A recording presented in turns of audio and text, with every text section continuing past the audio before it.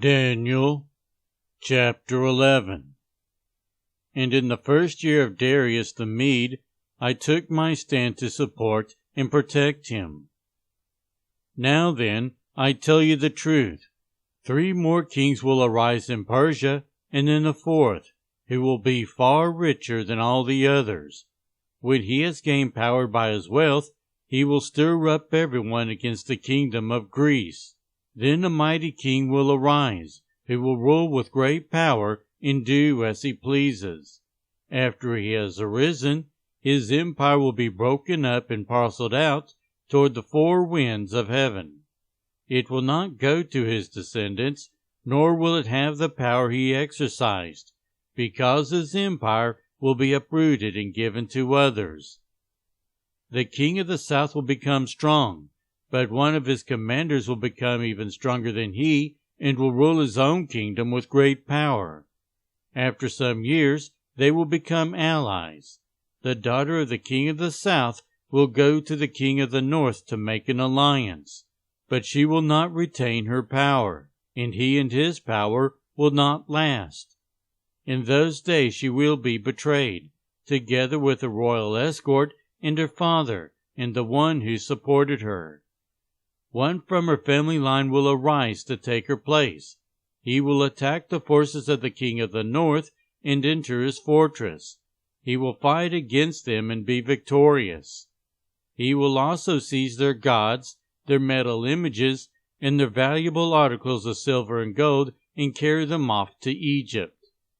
For some years he will leave the king of the north alone. Then the king of the north will invade the realm of the king of the south, but will retreat to his own country. His sons will prepare for war and assemble a great army, which will sweep on like an irresistible flood and carry the battle as far as his fortress. Then the king of the south will march out in a rage and fight against the king of the north, who will raise a large army, but it will be defeated. When the army is carried off, the king of the south will be filled with pride and will slaughter many thousands. Yet he will not remain triumphant. For the king of the north will muster another army larger than the first, and after several years he will advance with a huge army fully equipped. In those times many will rise against the king of the south. Those who are violent among your own people will rebel in fulfillment of the vision, but without success. Then the king of the north will come and build up siege ramps and will capture a fortified city. The forces of the south will be powerless to resist. Even their best troops will not have the strength to stand. The invader will do as he pleases. No one will be able to stand against him.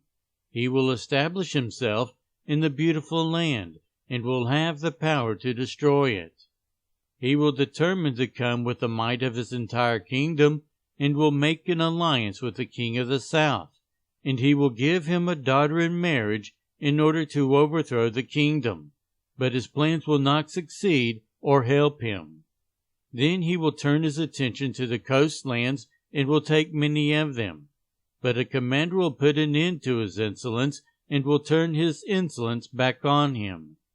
After this, he will turn back toward the fortress of his own country, but will stumble and fall, to be seen no more.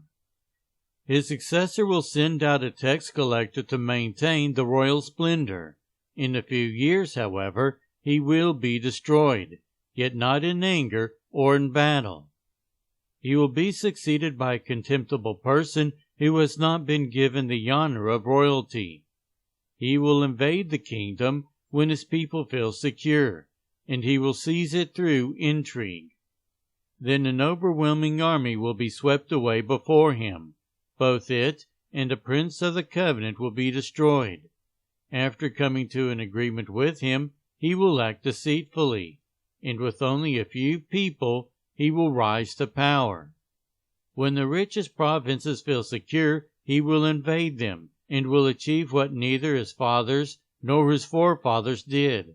He will distribute plunder, loot, and wealth among his followers. He will plot the overthrow of fortresses, but only for a time. With a large army he will stir up his strength and courage against the king of the south. The king of the south will wage war with a large and powerful army, but he will not be able to stand because of the plots devised against him. Those who eat from the king's provisions will try to destroy him. His army will be swept away, and many will fall in battle. The two kings, with their hearts bent on evil, will sit at the same table and lie to each other, but to no avail, because an end will still come at the appointed time. The king of the north will return to his own country with great wealth, but his heart will be set against the Holy Covenant. He will take action against it and then return to his own country. At the appointed time he will invade the south again, but this time the outcome will be different from what it was before. Ships of the western coastlands will oppose him, and he will lose heart. Then he will turn back and vent his fury against the Holy Covenant. He will return and show favor to those who forsake the Holy Covenant. His armed forces will rise up to desecrate the temple fortress and will abolish the daily sacrifice. Then they will set up the abomination that causes desolation.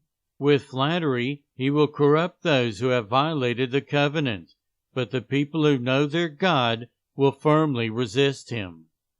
Those who are wise will instruct many, though for a time they will fall by the sword or be burned or captured or plundered.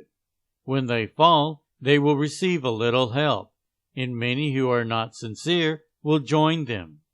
Some of the wise will stumble, so that they may be refined, purified, and made spotless until the time of the end, for it will still come at the appointed time.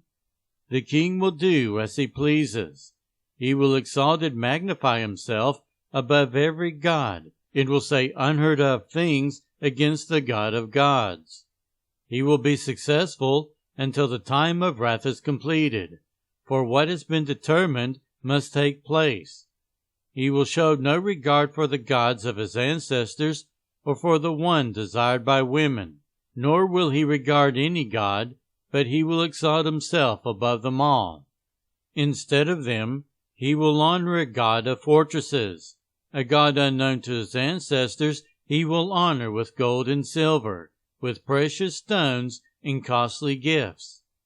He will attack the mightiest fortresses with the help of a foreign god, and will greatly honor those who acknowledge him. He will make them rulers over many people, and will distribute the land at a price. At the time of the end, the king of the south will engage him in battle, and the king of the north will storm out against him with chariots and cavalry, and a great fleet of ships. He will invade many countries and sweep through them like a flood.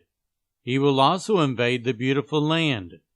Many countries will fall, but Edom, Moab, and the leaders of Ammon will be delivered from his hand. He will extend his power over many countries. Egypt will not escape.